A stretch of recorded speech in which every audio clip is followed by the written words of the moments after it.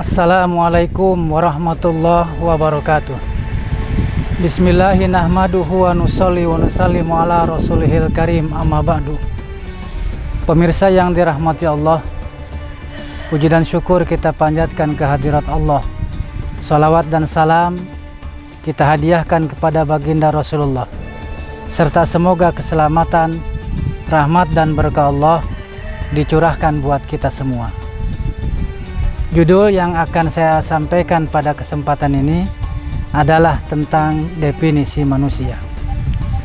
Pemirsa, ulama ahli mantek mendefinisikan manusia huwal insan hayawanun natiq. Manusia adalah hewan yang dapat berbicara. Namun demikian, apakah cuma manusia saja yang dapat berbicara? Tidak, hadirin. Di dalam Al-Quranul Karim, Allah Subhanahu wa Ta'ala menyatakan bahwa sesungguhnya seekor semut pun dapat berbicara. Sebagaimana kata Allah, A'udzubillahi minasyaitonirrajim, hatta idza atau ala wadin naml qalat namlah ya ayyuhan namlu udkhulu masakinakum la yahtimannakum Sulaiman wa junuduhu wa hum la yash'urun. Sehingga ketika mereka sampai di lembah semut, maka berkatalah seekor semut, wahai semut-semut, masuklah kalian ke dalam sarang-sarangmu, agar kalian tidak diinjak oleh Sulaiman dan bala tentaranya, sedangkan mereka tidak mengetahui.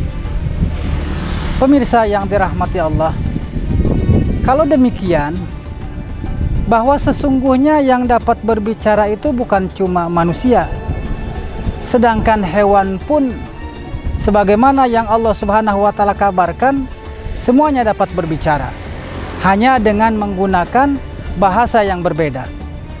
Mengenai perbedaan kita menggunakan bahasa manusia dan bahasa binatang, tentu saja kita sebagai manusia pun juga berbeda bahasa masing-masing.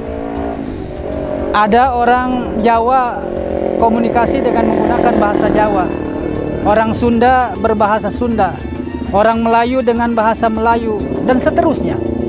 Oleh karena itu, hadirin yang mulia, pemirsa yang dirahmati Allah, bahwa maksud yang dikatakan oleh ulama ahli mantek bahwa sesungguhnya huwal insan hayawanun natiq, manusia adalah hewan yang dapat berbicara, bukan itu maknanya, bukan itu maksudnya. Adapun maksud sesungguhnya adalah bahwa manusia adalah hewan yang dapat berbicara. Maksudnya adalah bahwa manusia adalah hewan yang dapat berpikir. Mari kita perhatikan, kalau seandainya hanya sekedar dapat berbicara, tentu saja tidak ada perbedaan antara kita dengan binatang, dengan hewan.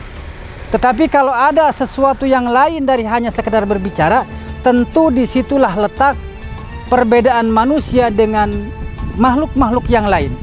Karena Allah Subhanahu wa Ta'ala sendiri sudah nyatakan di dalam Al-Quran, walaqad karramna bani Adam wa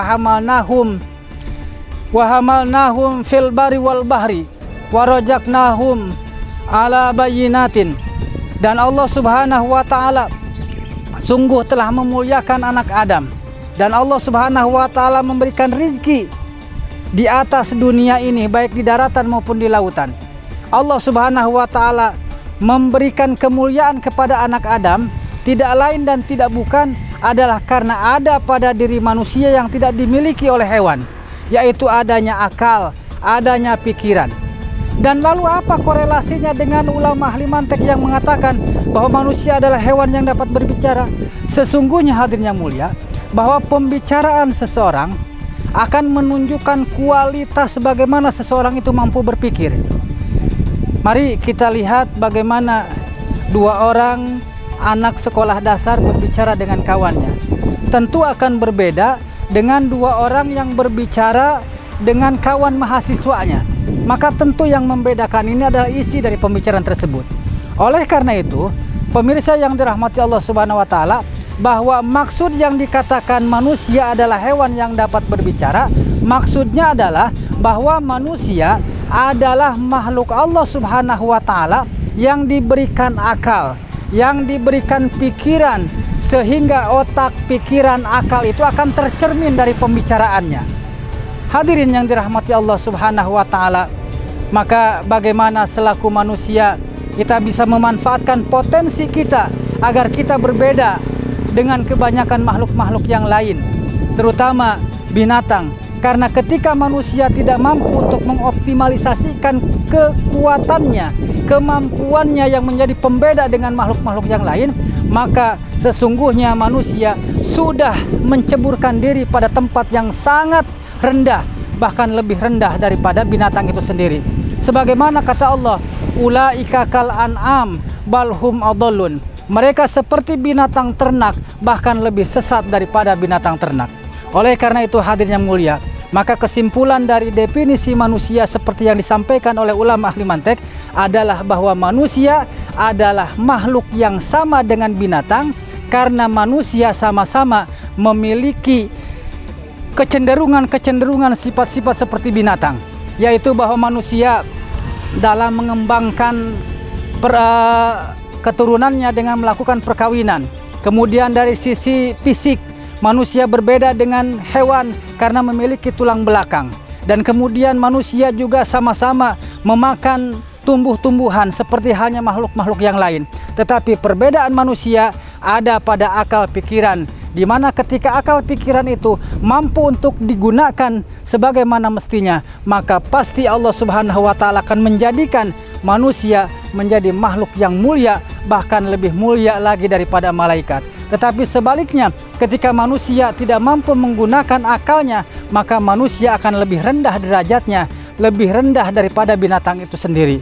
Ulaika kal an'am balhum adallun. Mereka seperti binatang ternak, kata Allah, bahkan lebih sesat daripada binatang ternak. Mudah-mudahan dari apa yang disampaikan kita semua dapat mengambil pelajaran agar kita menjadi makhluk yang mulia dan dimuliakan oleh Allah Subhanahu wa taala, karena kita mampu menggunakan apa yang diberikan Allah Subhanahu wa taala kepada kita, yaitu akal pikiran.